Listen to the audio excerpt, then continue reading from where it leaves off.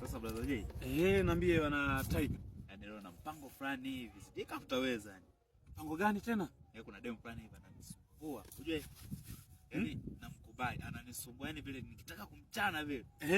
Yaani unamaanisha kwamba piskali kuna pisu unaielewa yani? Sana. Hakika. Sasa unaferi wapi? Au ndo kama kawaida yako hujui kumwaga swaga nini? Maana najua vijana. Sasa ndo maana nimekuja kwako. Nataka unisaidie. Hapo umefika hapa. Kwanza unashinga wapi hapo chap chap? Subiri kwani si maji ipo lakini. Kama maji ipo, usiwaze. Sasa sikia, fanya hivi. Hapo sasa tuone au unaweza kumpigia. Si unasalio? Yaani mimi lengo langu hapa nimekuja hapa nataka kuongea, yani wewe uongee kama ndo mimi. Sawa? Yaani unamaanisha kwamba wewe kwenye simu yako nitumie, nimtongoze kwenye simu yako. Uwe kama ndo wewe. Hilo limeisha, hilo limeisha. Basi sawa, ngoja nimpigie basi. Mpigie. Sawa, mpigie. Oya mapenzi hisia. Tikisa kichwa kidogo. Inaita.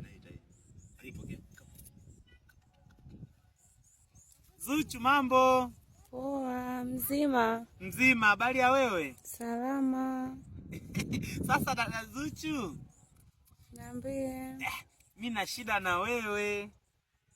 Shida gani? Kwanza, uko wapi kwani sasa hivi? Mimi nimetoka Mtoni, nipo hapa nyumbani. Uko nyumbani vipi? Mama yupo?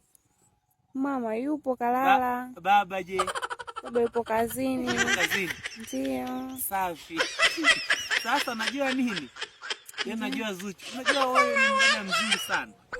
Ndio. Yaani mimi nakupenda. Nani nakupenda kupita kiasi. Ndio.